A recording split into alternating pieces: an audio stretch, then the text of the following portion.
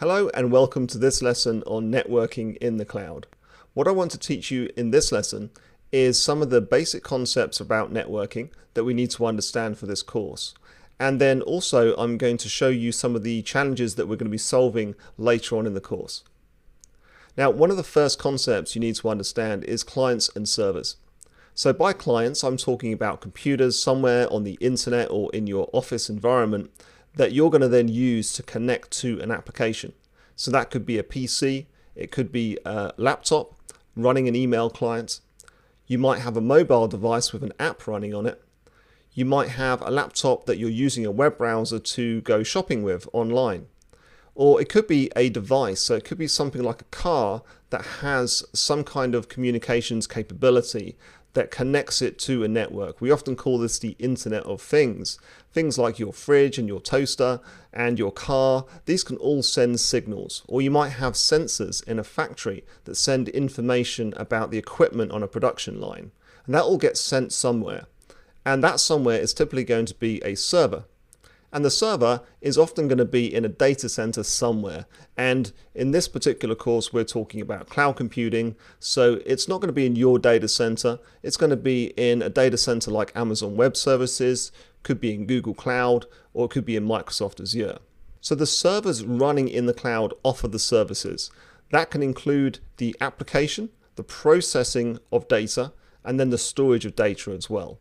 So all of those capabilities are offered somewhere in the cloud, and then they're getting consumed by the client device. The client device is able to utilize those services.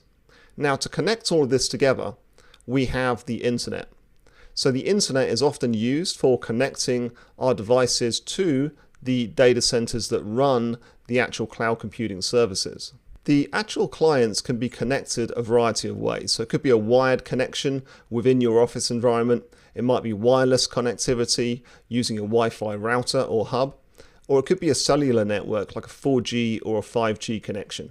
Now, the reason I've depicted the internet as a cloud is this is a concept that we call cloud networking.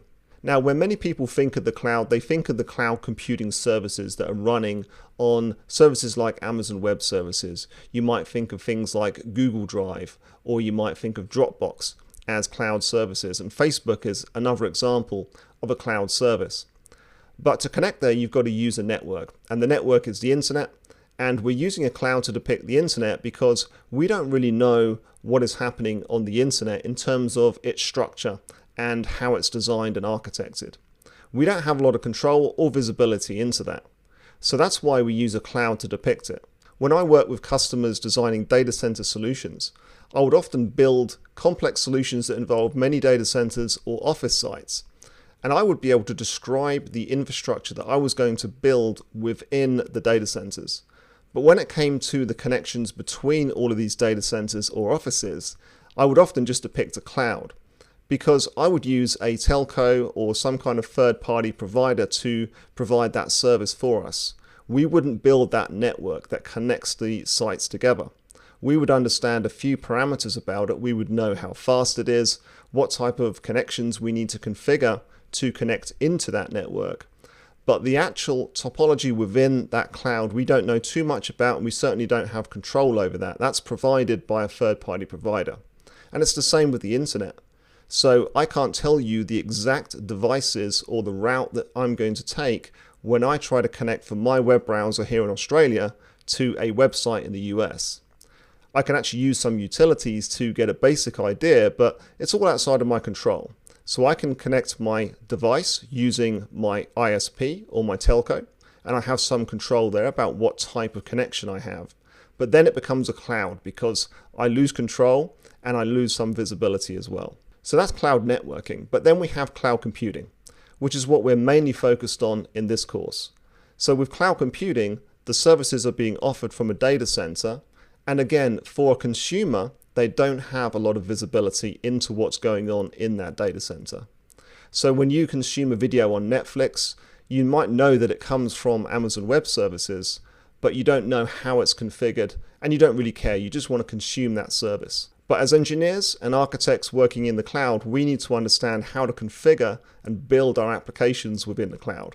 A large part of this course is going to be to teach you how to use the networking capabilities of Amazon Web Services when you're building your applications in the cloud. So let's look at how we connect two services. Let's say we have a web browser and we need to connect to a web server on the internet.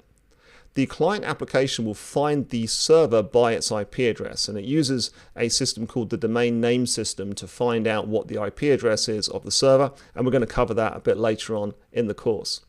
So once the computer knows the IP address of the server, it's then able to connect. It will use a protocol. In this case, because it's a web server, we're using HTTP, and then a port number, and the port is 80 for HTTP. You can think of a port as a door into the server. So in this case, the web server has a door open, and it's allowing connections in on port 80. In another example, a user is connecting to a file system running on a file server.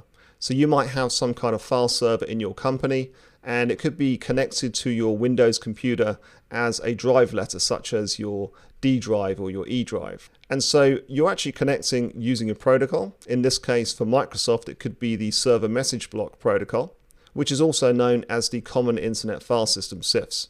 And that uses port 445. In another example, a user is using an email client to connect to an email server. And in this case, the protocol is SMTP and the port is port 25. One of our tasks when we're building our applications is to ensure that our clients are able to access our services using the relevant protocols and ports. And we'll look at how to do this in a lot more detail later on. Now, we're not just having clients connecting to our applications. A large part of what we do when we're building applications in the cloud is we need to be able to connect applications to other application components. So for example, we might have application servers and they're storing data in a database.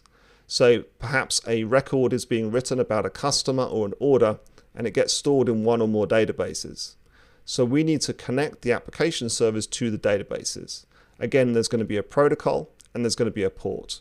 In this example, this is a MySQL database. It uses port 3306. There can often be lots of components to applications, especially cloud-native applications, which use a distributed architecture, where they have lots of small components that talk to each other. So that's why it can get quite complicated, and we need to be able to work out how we can make sure we provide that connectivity. Lastly, there's site-to-site connectivity. So we've got the cloud. This could be AWS, and that's what we'll be covering in this course. And then we might have multiple company offices, or these could be data centers. And we need to be able to connect them. So we might connect them using something like a virtual private networking connection. And that means that our offices or our data centers can talk to the cloud, and you might even configure it so that they can talk to each other over that connection as well.